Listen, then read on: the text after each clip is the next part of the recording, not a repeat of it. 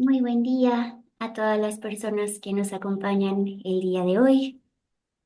Ahí estamos comenzando la transmisión. Vemos por aquí en Zoom que se van sumando nuestras personas asistentes. Muchísimas gracias por acompañarnos el día de hoy. Tenemos una sesión muy interesante. Estoy muy contenta de darles la bienvenida a este webinar en el que vamos a estar hablando acerca de los productos ultraprocesados. Vamos a hablar sobre los desafíos, sobre las regulaciones, sobre los caminos viables que podemos tomar en materia de regulación. Y para esto, quiero contarles también un poco acerca de Saludable Saberlo, que es este proyecto que está organizando el webinar del día de hoy. Saludable Saberlo es un espacio de comunicación para la incidencia en materia de alimentación, de sistemas alimentarios, que busca ser un punto de encuentro en el que podemos coincidir con personas de toda la región, es decir, de América Latina, del Caribe. Podemos encontrar a profesionales de la salud que trabajan con estos temas, podemos encontrar a personas activistas, podemos encontrar también a tomadores de decisiones, pero la intención de Saludable Saberlo también es acercar estos temas y estos espacios a personas que tal vez apenas están comenzando a familiarizarse y quieren informarse más de una manera amigable, de una manera eh, sencilla, práctica y sobre todo libre de conflictos de interés. Tenemos a madres y padres de familia, tenemos a estudiantes tal vez de otras disciplinas, entonces justamente eso es lo que buscamos también generar con los webinars como el que tenemos el día de hoy. Y bueno, dicho lo anterior, también es para mí un honor y un gusto enorme presentarles a las voces expertas que nos acompañan en este webinar, la doctora Ana Paula Bortoleto, el doctor Enrique Jacobi, contándoles brevemente acerca de su amplia experiencia. La doctora Ana Paula Bortoleto es nutricionista y es doctora en nutrición y salud pública. Es profesora del Departamento de Nutrición de la Escuela de Salud Pública de la Universidad de Sao Paulo, en Brasil.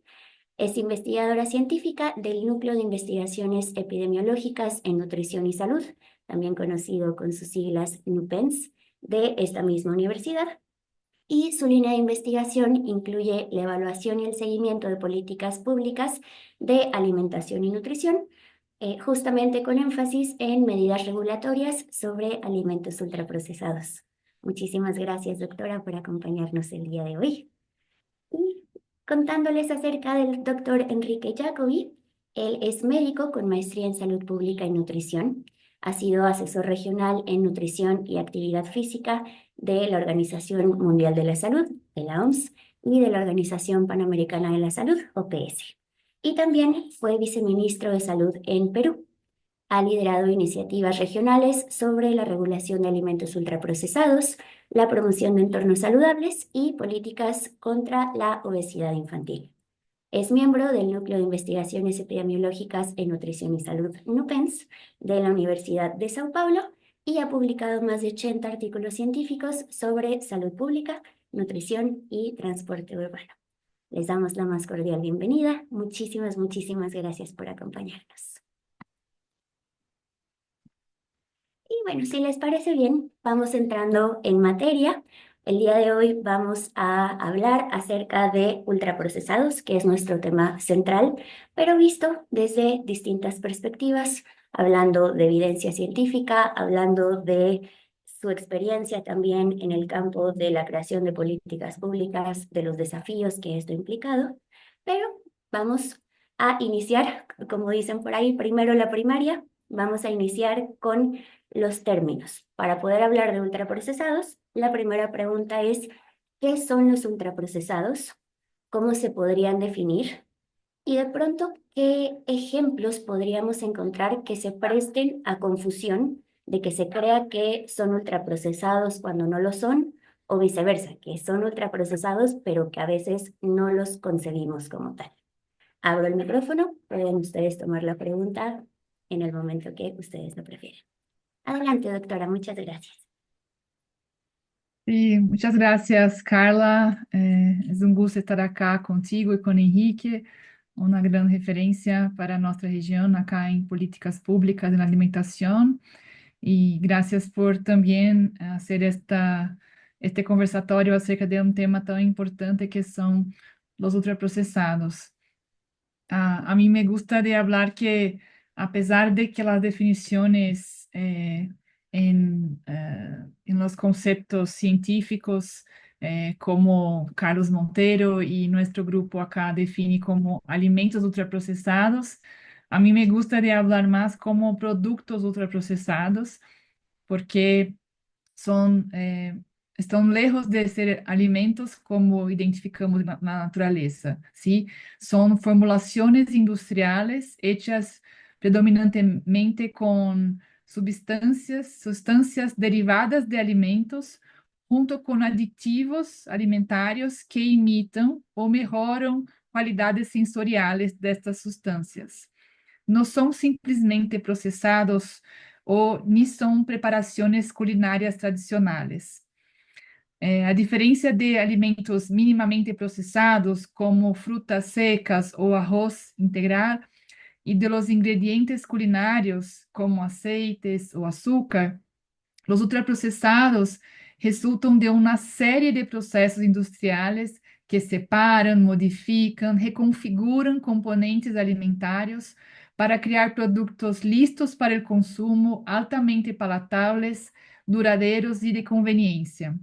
São exemplos típicos como snacks empaquetados, bebidas açucaradas, comidas listas para calentar, cereais açucarados, barras energéticas, e são produtos que têm uma tendência a ter um perfil nutricional muito negativo, com alto contenido de açúcares livres, grasas não saudáveis, sódio e baixo em proteínas, fibras e micronutrientes.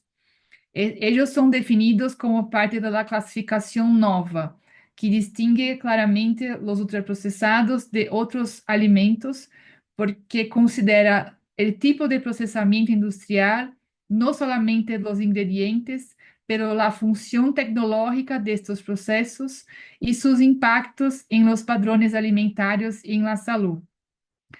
É importante destacar que não basta observar o número de ingredientes. A vezes as pessoas com, se tem muitos ingredientes, é ultraprocessado. Não, não é essa a ideia.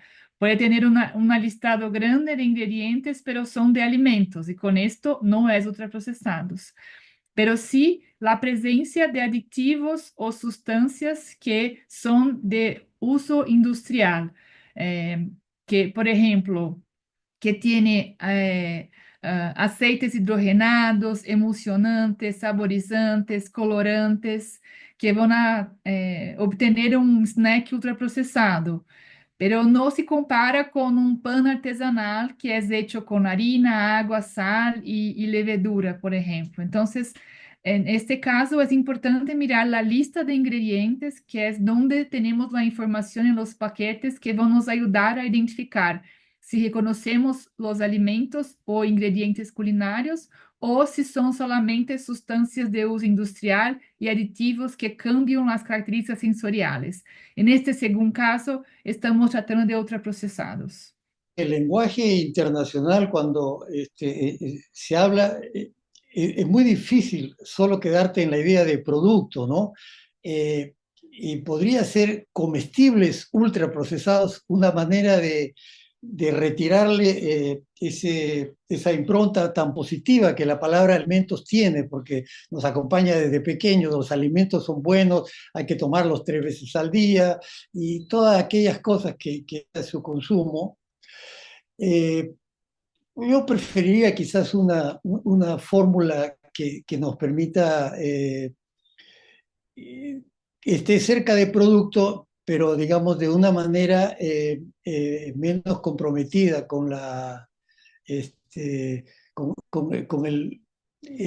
mala venta que es hablar de alimentos ultraprocesados. En cualquier caso, yo me imagino que con el tiempo se irá acentuando una forma de ver esto y de interpretarlo más correctamente. Pero me parece para comenzar una buena identificación de estos productos, ¿no? Hacen mucho dinero las personas que producen ultraprocesados. Es un negocio millonario, hay que decirlo. No solo millonario, es billonario, son miles de millones de dólares que se ganan anualmente empresas como PepsiCo, Coca-Cola y muchísimas otras más. Bueno, no son muchísimas más, eran muchísimas más hace 40, 50 años, pero que hoy en día son 6 o 7 empresas mundiales que le venden al mundo entero, solo 6 o 7. Quiere decir que esto está llevando a un manejo del mercado de estos productos muy draconiano, muy impositivo, fuera de cualquier tipo de control legal nacional. Y esto hace más grave todavía simpatizar con ellos en modo alguno, no solo por razones de salud, sino razones de su fuerza económica para imponerse en los mercados locales reemplazando comidas saludables. Bueno, pero eso hablaremos quizás más adelante. Muchísimas gracias por sus respuestas. Creo que se abrió el diálogo con muchos puntos fundamentales y muy importantes cuando hablamos de ultraprocesados, que aquí concuerdo completamente con ustedes, no podemos hablar como tal de un alimento, sino de un producto que ha pasado ya por un procesamiento industrial. Y este punto que nos compartía la doctora Ana Paula es súper importante.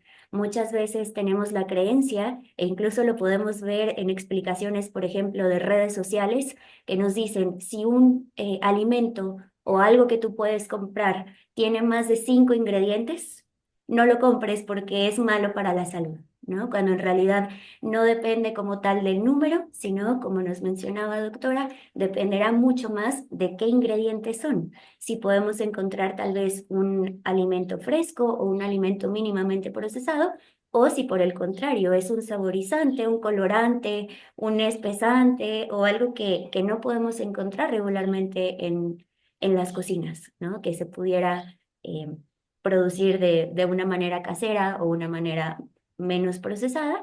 Y justamente sumando lo que nos compartía el doctor, pues muchas veces estos productos ultraprocesados vienen ya de estas industrias que están concentradas en muy pocas manos, ¿no? Y que vemos que son oligopolios y que están presentes a nivel mundial y están todo el tiempo con publicidad y con estrategias que dificultan, ¿no? El acceso tal vez o la selección de alimentos que podrían ser mejores en comparación con un producto ultraprocesado. Me gustaría consultarles, pasando a la siguiente pregunta, con base en su trabajo, en su experiencia, en su investigación, ¿cuáles son las principales razones por las que se debe regular el acceso y la disponibilidad a estos productos ultraprocesados de los que estamos hablando? Bueno, cualquiera puede hablar, ¿no? Mire, yo creo que la primera razón para que exista en algunos países regulaciones y para que existan en muchos más con respecto a su consumo es que su consumo es absolutamente malo para la salud. O sea, es hoy día bastante claro por los estudios que existen que tienen relación con la producción de cáncer, intestinales muy peligrosas, diabetes, obesidad y otra serie de enfermedades que incluyen hasta la demencia, que se le ha encontrado muy asociada también al consumo repetido, diario de estos alimentos ultraprocesados. Eso, esta razón, aunque no podamos explicar exactamente qué mecanismos celulares o moleculares existen para que los alimentos o la comida ultraprocesada produzca daño, aún no conociéndola, la asociación que existe es tan fuerte y demostrada que no hay manera de retirarlo y decir no pasó nada, ¿no? Hemos hecho ya cerca de más de 600 estudios grandes, muchos de ellos son seguimientos por años de años de años de años, y todos concluyen, efectivamente, bien estén en Francia o estén en Italia o estén en Brasil o estén en Estados Unidos, sí, que efectivamente son los mismos problemas. No hay uno que dice, le produce moco verde uno. Uno dice, cuando los que comen artrópodos tienen mocos verdes. Otro le cambia el color del pelo. No, no hay nada de eso. Lo que hay es congruencia en que efectivamente produce diabetes en Estados Unidos, como en el Reino Unido, como en Italia, como en... Ahora, Italia es uno de los países que menos alimentos ultraprocesados consume en el mundo, ¿no? Pero ese es tema para conversar en otro momento. ¿Por qué algunos países se han salvado? Eso es muy importante. ¿Por qué están bastante bien controlados los mecanismos para que la población corra a consumir estos productos masivamente? Bueno, pero yo lo que creo es que hay una concluyente opinión desde la salud pública de que efectivamente estos alimentos no deberían, o estos productos, consumirse. En ninguna cantidad son beneficiosos. Y creo yo que lo más importante es hacer preguntas. Es decir, no es dejarlos de comer y mirar alrededor y decir, entonces, ¿qué como? ¿Cómo que entonces qué como? Bueno, comen lo que... Claro, esto no puedo decirlo en Estados Unidos porque decía, la mamá no cocina, la abuela ya murió o cocinaba, pero hace 2 generaciones no se cocina, solo usa microondas. ¿Y qué pasa cuando una vida cotidiana se convierte, digamos, en algo tan alejado de la producción casera, de sentarse a la mesa en grupo, de comer juntos? Y llegamos a este extremo en el cual puedes comer sentado en un bus, sentado en tu carro, comer al paso todas las cosas que nosotros conocemos, no hay que ni detallarlo, todo el mundo sabe, usted puede abrir una Coca-Cola, comienza a tomar, la hamburguesa se la venden, cuesta lo que cueste, va más barato inclusive que cocinar o regresar a la casa. Entonces, lo que ha ocurrido y está ocurriendo es que no solo son malos alimentos procesados, están desplazando alimentos de gran valor nutricional que son basados en alimentos naturales, basados en lo que ha sido la evolución de la especie humana, vamos a decir, más o menos 5 años atrás, empezamos a bajar de los árboles y a dejar de comer solo unas cuantas frutas y comenzamos a comer hortalizas y nos encontramos con animales quemados por un rayo la noche anterior y lo comían y decían, ¡ay, qué bueno! O sea, empezamos a comer carne y esta relación con los alimentos producidos por madre naturaleza, bien animales o bien vegetales, ha sido nuestra relación como especie. Es decir, nuestra especie se ha desarrollado hasta solamente, ¿qué te puedo decir? Anteayer, comiendo esos alimentos. La industria produciendo un masivo alejamiento de los productos naturales porque hay una conveniencia, cuestan menos, no hay trabajo para cocinar, lo puedes comer en cualquier lugar, que es lo que la vida moderna más o menos nos ha impuesto. Muchos de nosotros vivimos corriendo para ir de un sitio al otro y no hay exactamente, eso es lo que tenemos que encontrar la forma de que no sea tan traumático ni traumático para la población. Entonces, yo creo que es muy importante reflexionar sobre estos puntos específicos que creo que son graves, son serios, la fortaleza de esta industria que produce estos alimentos con serios problemas de salud, y no creemos la historia que algunas empresas dicen que hay que conocer el mecanismo íntimo bioquímico, porque si no lo conocemos no vamos a ningún lado. Miren, amigos, sin conocer esos detalles ya nos hemos dicho que el cigarrillo no debería estar en nuestra vida. Y aunque conociendo un poquito más en el tabaco, pero mínimo, ya las decisiones legales contra el tabaco estaban montadas, aunque no hubiera ese tipo de claridad. Y cuando hemos luchado contra el cólera, vamos a decir, 2 siglos atrás, sin saber exactamente qué cosa era, ni siquiera que era un bicho o si era un producto o si se trataba de nada. Simplemente un señor muy inteligente, Jon Snow, encontró que cierta agua en Londres no era conveniente y producía más enfermos de cólera que los que no vivían en ese barrio. En el agua está el problema. Y simplemente había que potabilizar el agua y había que erradicar la forma en cómo se consumía en condiciones muy, muy hostiles, digamos, desde el punto de vista higiénico. Y ha sido mucho después que hemos descubierto el vibrio cólera, que es realmente el agente que causa la enfermedad de cólera.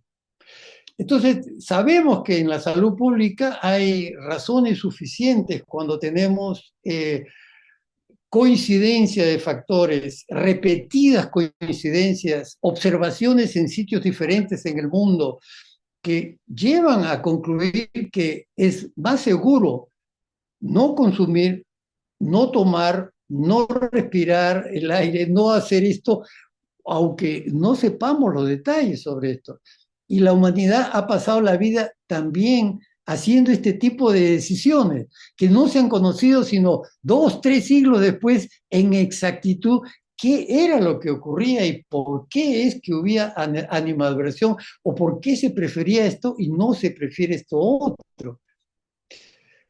Yo lo dejo ahí, pero me parece que estos son elementos muy importantes, pero es categórico que los alimentos, que los productos ultraprocesados son nefastos a la salud humana y que no hay duda alguna que cosas están recontraprobadas, que producen adicción, que producen estimulación para consumir más, producen muchas veces más hambre de lo que nosotros creemos que puede saciar. No, es más hambre, más deseo de consumirlos, cosa que indudablemente tiene todas las condiciones negativas para la salud.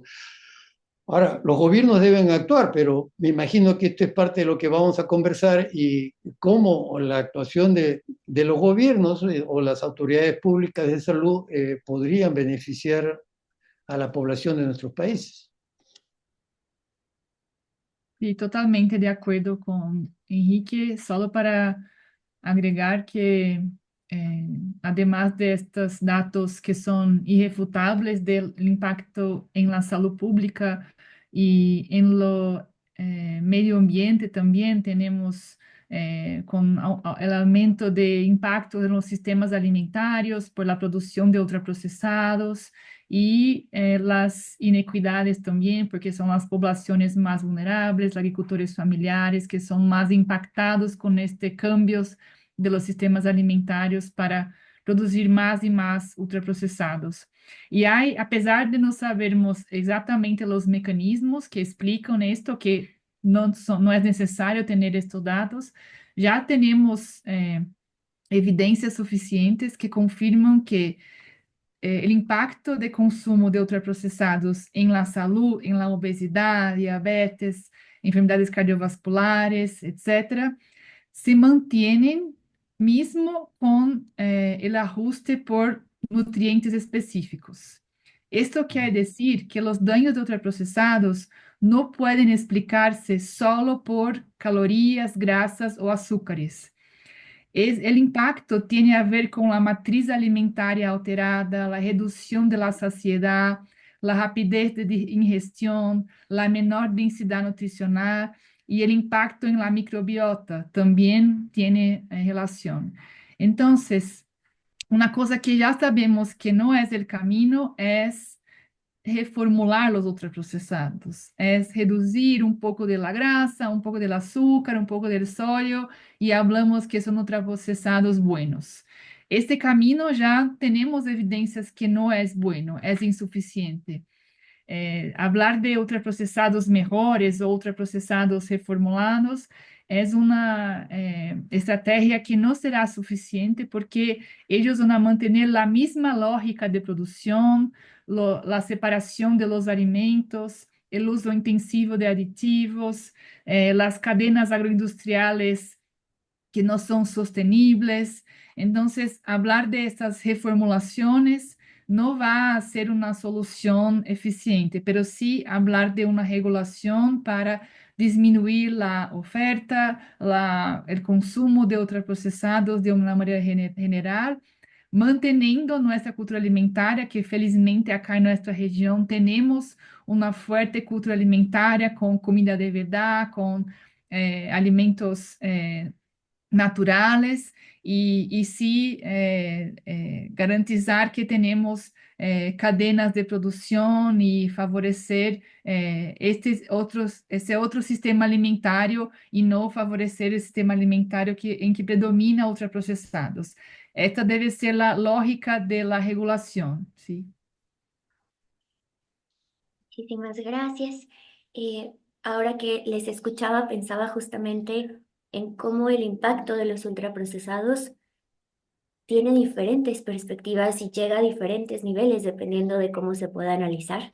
Porque si lo hablamos en la persona, en el individuo, vemos que hay repercusiones, que justamente hablábamos de enfermedades, de padecimientos que pueden relacionarse con el consumo de ultraprocesados, pero también estamos hablando del desplazamiento de otros alimentos que son benéficos para la salud, el impacto en la cultura alimentaria, como nos lo compartían, y también el impacto a las cadenas cortas de suministros de alimentos, pensando en las y los pequeños productores, eh, la demanda también ambiental que se tiene al exigir que se produzcan ciertos ingredientes para la industria de estos productos, y justamente también el cómo todo esto se va relacionando entre sí y, como decían, pues está evidenciado, ¿no? Ya en los artículos y que se han publicado, y la reformulación tal vez es solo la punta del iceberg, ¿no? Hay muchas cosas que se tienen que hacer para regular el consumo de estos productos. Hablando justamente de esta parte regulatoria de políticas públicas, me gustaría preguntarles, y creo que esta es una pregunta compleja, pero que nos encantaría escuchar de su experiencia. ¿Cómo podemos tomar esta clasificación NOVA, que es la que nos marca las pautas de los productos ultraprocesados, cómo transformarla en políticas públicas? ¿Cuál ha sido su experiencia con esto? Ah, bueno, yo podría decir un par de cosas. Yo creo que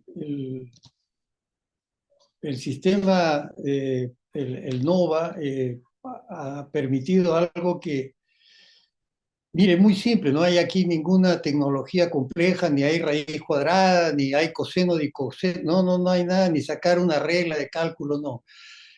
Mire, lo que ocurre es simplemente que la aparición del alimento ultraprocesado coincide con el incremento en los últimos, desde los años 80, de enfermedades que nunca habíamos visto y que, vamos a ser ciertos, nadie en la ciencia podía decir esto es lo causante. Esta evidencia tan grande del crecimiento de diabetes, de obesidad, de enfermedad cardiovascular, de demencia, son incontestables. En un periodo de 30 años esto ha ocurrido. En el pasado no comíamos ninguna de esta comida de fabricación industrial y no existían estas enfermedades, o era mínimo. Por supuesto, los seres humanos en un momento llegamos a morir y tenemos distintas causas para esa muerte, pero nunca en una forma dramática y masiva que nos permita ver año tras año ese incremento. Es un escalón nuevo, un escalón nuevo, un escalón nuevo. O sea, hay algo que estaba creciendo a una velocidad similar con la que estábamos muriendo y enfermando. Y ese algo, siendo los alimentos ultraprocesados, creo que es definitivamente un tema central. Tema central que va unido, para explicarlo, porque las cosas que hay que hacer explican con muchas de las cosas que han dejado de existir. Estamos realmente afectados no solamente por que no consumimos y abundan los ultraprocesados, estamos produciendo la variedad de alimentos que nuestros países producían hace muchos años. Y hay una preferencia por la decisión particular de Argentina o de Brasil, que han escogido producir masivamente maíz y soya. Y la razón de maíz y soya es que en buena parte son ingredientes muy importantes en la producción de comida ultraprocesada. Ingredientes básicos. No digo que producen color o nada, pero sí son ingredientes que se consideran como elementos muy importantes.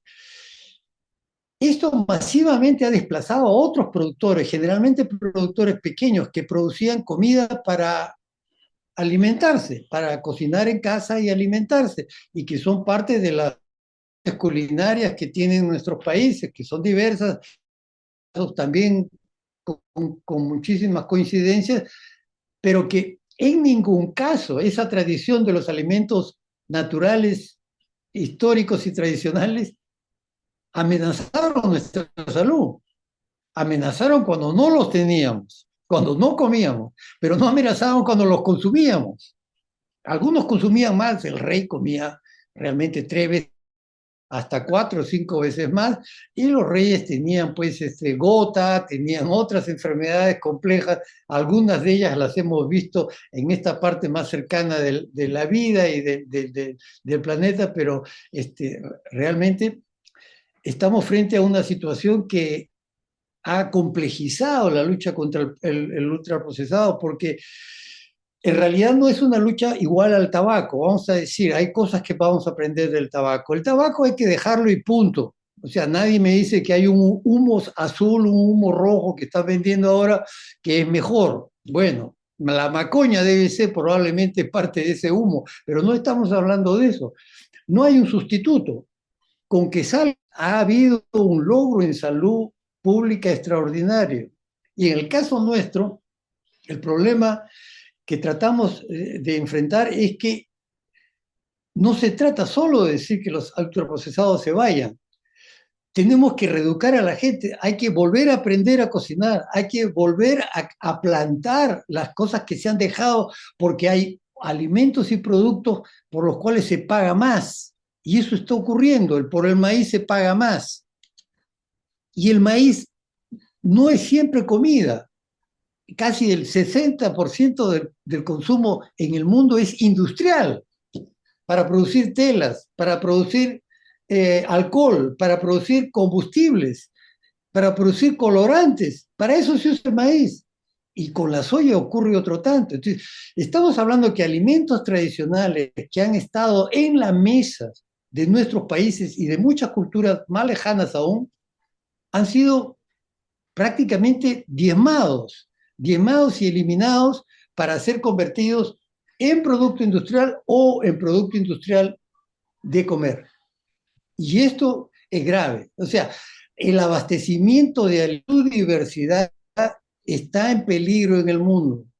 Está en peligro por las mismas causas que nos han llevado a producir alimentos ultraprocesados. Es decir, por la producción de monocultivos y por la producción que abandonó la diversidad y que sinceramente nos pone en una situación de aprieto bastante grave. Yo creo que un punto importante es decir, tenemos que regresar a nuestras tradiciones alimentarias, es que pueden simplificarse, estoy de acuerdo, claro, la gente dice no tengo tiempo para llegar a mi casa a las 11 de la noche porque a esa hora ya me voy a dormir, cualquier porquería en el bus y ya se arregla el asunto. Esto es una realidad que la conocemos bien y la conozco bien en el caso del Perú, es como realmente a veces comer algo, digamos, alimentos naturales o comer comida de la casa ocurre el viernes, el sábado y a veces el domingo, pero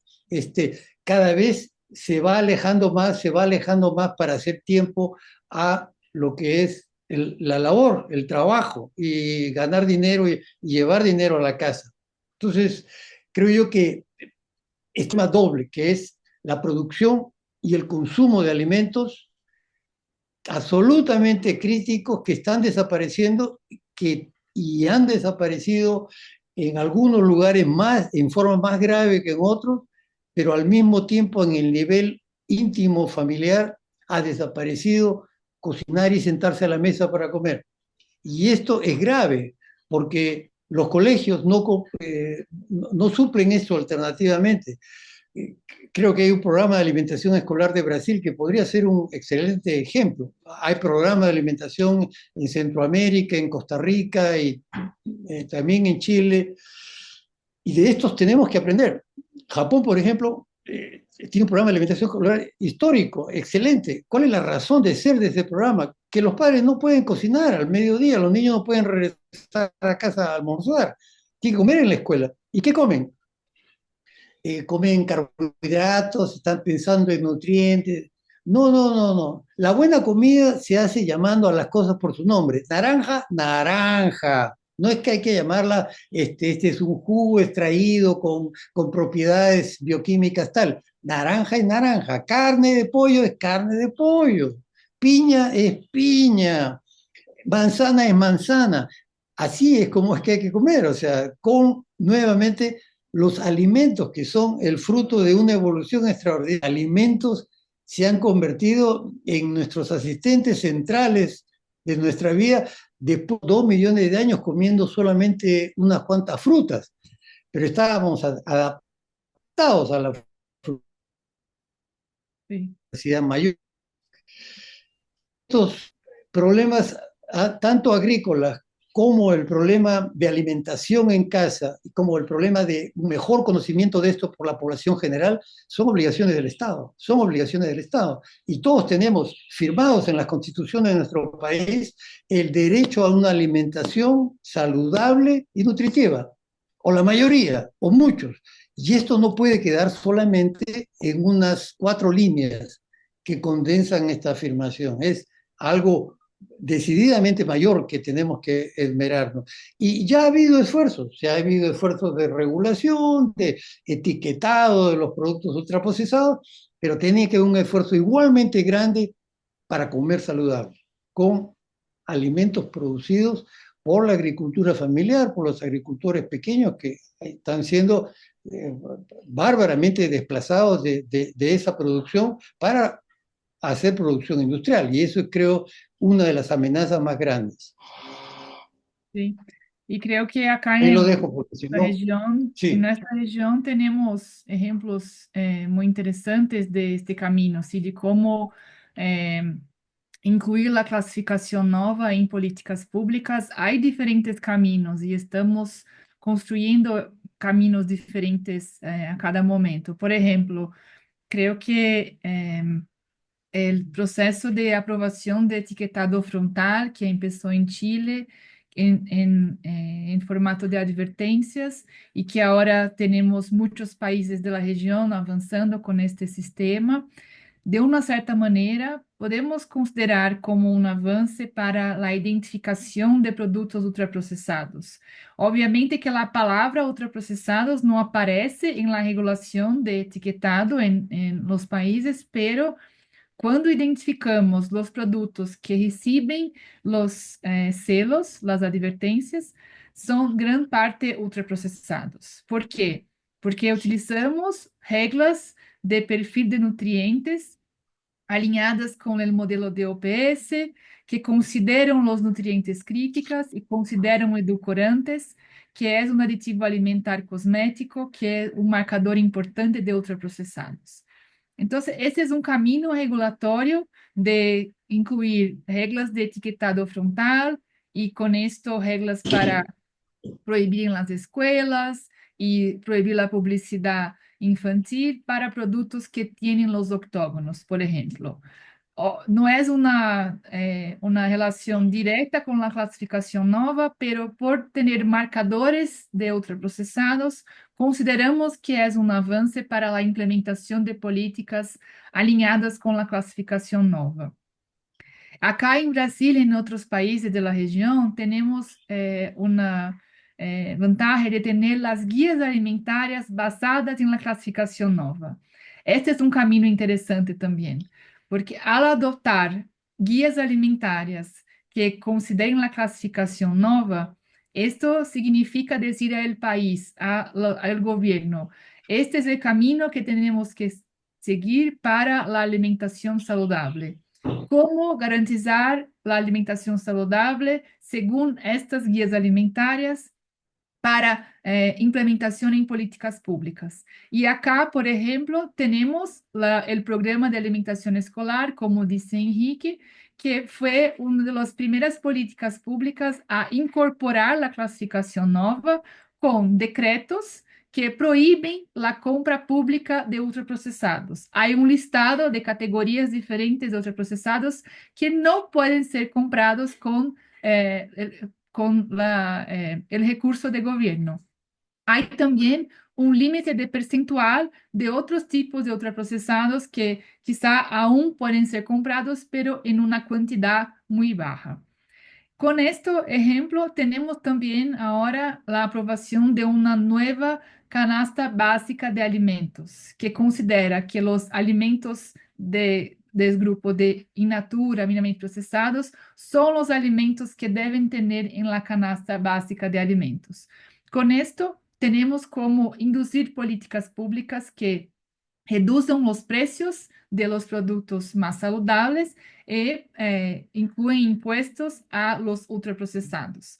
Empezamos este processo agora, há uma discussão aún grande de la reforma tributária e incluímos por ahora en los impuestos selectivos los ultraprocesados, pero há também uma isenção grande de impuestos para los alimentos in natura e minimamente processados. Então, há um balance que favorece os alimentos in natura e minimamente e desfavorece ultraprocessados.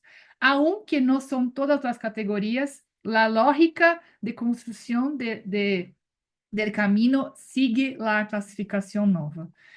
Um outro exemplo que poderia compartilhar é o exemplo da tributação de alimentos em Colômbia. Porque muchas veces, como ya escucharon de la industria dice, no es posible regular ultraprocesados porque la definición no es buena, no es exacta, no tiene criterios muy claros, los grupos, la división no es específica, ¿sí? Este es un argumento que se escucha mucho. Pero lo que hicieron en Colombia tienen la ley de impuestos que dice que los impuestos selectivos son para los productos ultraprocesados. Y se mantiene el concepto científico de ultraprocesados, que es el concepto más amplio que ha utilizado en las evidencias científicas que garantizan la justificativa de por qué hacer este tipo de política, ¿sí? Entonces, se menciona el concepto de ultraprocesados para garantizar que esté protegido con las evidencias científicas. Pero cuando se establecen las reglas específicas de impuestos, se utilizan marcadores de ultraprocesados, que es decir, se utilizan perfil de nutrientes para identificar los productos que van a recibir los impuestos. Esta é uma maneira de aplicar a classificação nova, garantizando que em casos de regulação que necessitam de pontos de cortes muito específicos, podemos basar-nos em marcadores e assim incluir em los impuestos a grande maioria de ultraprocessados. Temos acá alguns estudos em Brasil que creio que podemos aplicar em outros países, que ao utilizar estes marcadores de ultraprocessados, como o perfil de OPS, incluindo colorantes e aromatizantes, podemos incluir mais de 95% de los ultraprocessados. Então, é uma maneira, é um caminho possível regulatório que protege o conceito, porque não queremos cambiar o conceito, ¿sí? Não é interessante ter diferentes leis que incluem diferentes conceitos, isto não é necessário. É necessário dizer que o objetivo regulatório, o objetivo da política pública é reduzir o consumo de ultraprocessados, é proibir a publicidade de ultraprocessados, é que mencione ultraprocessados. E depois, nas regras específicas, podemos utilizar de estratégias diferentes para aplicação de este conceito. Este é um caminho que estamos discutindo que aún es nuevo, ¿sí? Hay una gran resistencia de la industria, obviamente. Siguen diciendo en la reformulación o decir que no todos los ultraprocesados son buenos, pero tenemos caminos, tenemos ejemplos reales de la aplicación de la clasificación nova y creo que nuestra región está en una posición política y de sistema alimentario que es posible valorizar estas ideas, ¿sí? Muchísimas gracias por esta respuesta. Me parece muy importante justamente que el concepto de ultraprocesado se mantenga y como mencionaba doctora, que no se necesitan estas subclasificaciones o hacer modificaciones a conveniencia, por ejemplo, de la industria. Esa parte considero que es fundamental. Y aprovechando justamente este tema, me gustaría consultarle acerca de una de las dudas que nos llega de las personas asistentes, y es que nos menciona que se han presentado últimamente ciertos argumentos en contra de la clasificación NOVA en la evidencia, diciendo que es una clasificación que puede ser demasiado simplista en comparación con otras clasificaciones. ¿Qué postura tiene usted al respecto? Creo que es una ventaja que tenemos la posibilidad de identificar pocos grupos de alimentos y con esto hacer orientaciones en relación a alimentación saludable, producir evidencias y justificativas de por qué son ciertos tipos de alimentos menos saludables que otros. A mí me parece que hay diferentes críticas de decir que es un grupo muy diferente, muy heterogéneo, pero cuando identificamos la lógica de producción, la lógica, los objetivos de procesamiento industrial, los tipos de sustancias utilizadas, aditivos alimentarios, ellos utilizan la misma lógica, la misma intención de lucratividad, de armonizar y homogeneizar el consumo con estrategias agresivas de marketing. Entonces son estrategias que son muy fáciles de identificar como comunes. Y cuando miramos en los otros grupos, son los grupos en que estamos hablando de la gran mayoría de la diversidad, de la biodiversidad alimentaria en el mundo y que es como Enrique dice, que son parte de la cultura que tenemos hace muchos y muchos años y que es parte de nuestra evolución como humanidad. Entonces yo veo que hablar de una clasificación que sea simplista es un ventaja, no es una crítica, no es una intención negativa, pero sí facilita nuestra posibilidad de construir políticas, construir caminos regulatorios más favorables à alimentación saludable. Muchísimas gracias. Me gustaría aquí retomar algunos de los desafíos que nos han compartido ahora en sus aportes, como han sido la resistencia de la industria, como han sido también estos argumentos en contra de la clasificación NOVA, que ha sido también un poco de estas barreras que se han hecho o que se han buscado implementar, ¿no? Al momento de regular los ultraprocesados. Pero a pesar de estos desafíos que se han encontrado, ¿qué caminos consideran ustedes que son posibles para poder avanzar en la regulación de ultraprocesados? Y con base en estos caminos viables, brevemente, en un par de minutos, ¿cuáles podrían ser sus recomendaciones para los estados y para las tomadoras y tomadores de decisiones con respecto al tema de ultraprocesados?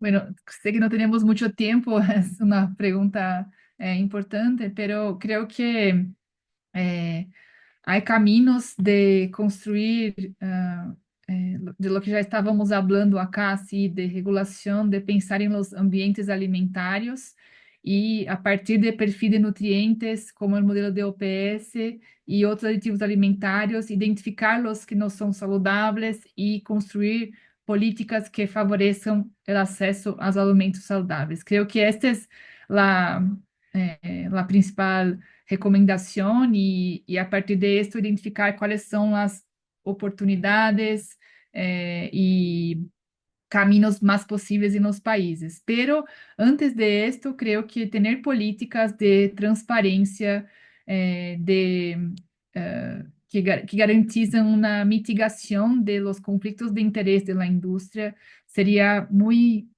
importante fortalecer ese tipo de política, porque sabemos que cuando empezamos un proceso de regulación, siempre va a tener una gran influencia de la industria de ultraprocesados que están presentes con una gran fuerza política y económica. Entonces, construir este camino para mitigar, minimizar estes impactos será muy importante. Una outra maneira que estamos construindo também, como Colanza, como a comunidade de práticas, é fortalecer a interação e cooperação regional. ¿Sí? Já temos experiências, evidências políticas entre nossos países que podem ser compartidas, conhecer as experiências, as lições aprendidas, e creio que fortalecer estas cooperações será um caminho que facilita, que pode añadir puentes y avanzar más rápido. Y creo que por último es construir la posibilidad de tener guías alimentarias con base en la clasificación nova. Me parece un camino interesante porque garantiza el estímulo a estos dos tipos de políticas, tanto las políticas que favorecen el acceso a la alimentación saludable como las políticas que reduzam el acceso a los no saludables, que son los ultraprocesados. Entonces, tener las guías como referencia puede ayudar y conectar, por ejemplo, diferentes ministerios, Ministerio de la Agricultura, Ministerio de Finanças, Ministerio de Habitación, que a veces no se reconocen como parte de la discusión de sistemas alimentarios, pero son importantes para intentar avanzar con agricultura urbana, con diferentes tipos de políticas para la seguridad alimentaria. Entonces, tener guías puede ser un camino para reconocer los diferentes sectores y estar juntos para pensar políticas que se complementen. ¿Sí? Muchísimas gracias, doctora. Doctor, en un par de minutos, ¿qué recomendaciones nos podría compartir que se podrían tomar en este camino de la regulación de ultraprocesados? Me parece que ha cubierto bastante terreno Paula en su alocución y lo veo enormemente positivo. Lo que creo que es indudable cuando hablamos de regulación política de por medio, ¿no es cierto? No existe regulación que esté fuera de las leyes de un Estado y las leyes son parte de un sistema político. Yo, por ejemplo, digo, lo que he visto en el Perú en los últimos años es una degradación enorme de la cultura democrática en el país, que ha llevado a que exista realmente una animadversión pública gigantesca por el gobierno actual, que, digamos, no voy a entrar en detalles, pero decididamente un gobierno que no tiene interés de atender temas populares, ni del empleo, ni de trabajo, los sueldos, ni de la agricultura familiar.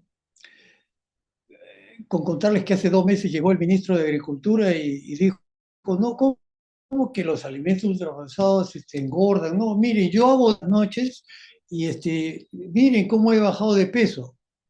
El ministro de Agricultura hablando de una cosa de ese tipo era realmente insospechado, pero no tiene ningún interés en los temas generales de la población. Y esto hace realmente grave el poder continuar. No digo que todos los países están en esta situación, pero hay una degradación internacional y un mayúsculo incremento de las expresiones conservadoras en el mundo que tratan de tomar partido y dirección en gobiernos que son importantes y son ejemplares en estas causas específicas. Entonces creo yo que es un momento político agudo, decididamente no es un momento, digamos, donde tenemos gobiernos progresistas que tienen simpatía por estas causas de una buena alimentación, de la salud, de los derechos humanos, derechos salariales, derecho a un trabajo justo. Y esto es para mí una preocupación particularmente significativa, porque es el lugar donde se van a estrellar muchísimos de los deseos que hay de nuestra parte para que ocurra cambios. Ecuador, nuestro vecino del norte, en el caso de Perú, pasa por una situación verdaderamente calamitosa, situación que no quiero entrar en detalles, pero que políticamente muestra un gobierno bastante hostil a las reivindicaciones populares y a los derechos humanos, que casi empareja lo que está pasando en el caso específico de Perú, Bolivia en un desorden terrible.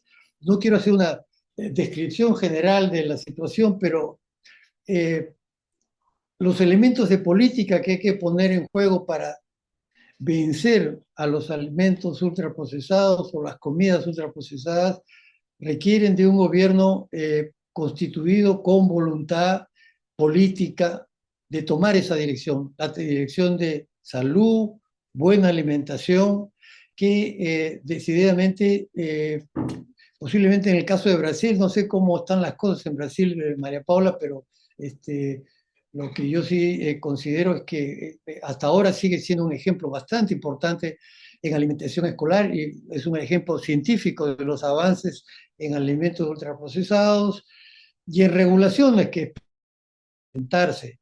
Lo que yo creo es complicado en este momento es que el giro que ha tomado el norte, digamos, de nuestro continente con la llegada de Donald Trump, pone un giro sobre una cantidad de temas que hace más complejo aún hablar sobre estos temas. Pero estos temas deberían desarrollarse, aunque sea a escala, no digo barrial, pero a escala de ciudad, a escala de escuela, de colegios, donde los primeros pasos importantes, como son los programas de alimentación escolar, se han dado y son una base fundamental para realmente poder construir una alternativa a todo esto, ¿no?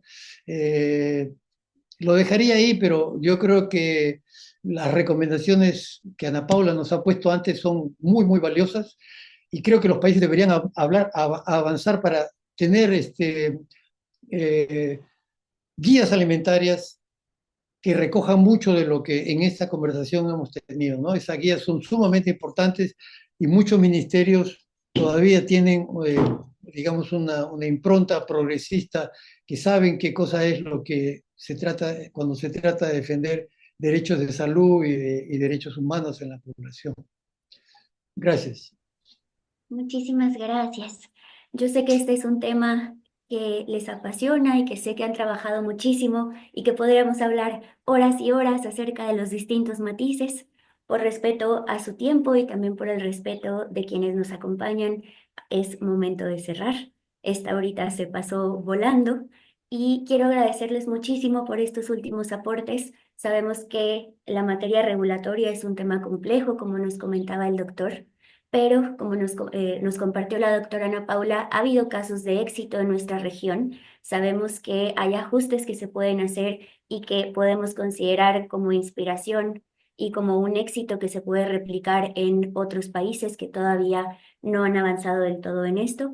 Así que, como nos compartían, esta integración de los diferentes ministerios dentro de los gobiernos, tener un gobierno con voluntad, con esta transparencia que se requiere, con pues justamente esta barrera a los conflictos de interés, ¿no? Gobiernos libres de interés que velen siempre por la salud y el bienestar de su población por encima de los intereses económicos o de cualquier otra naturaleza son muy necesarios.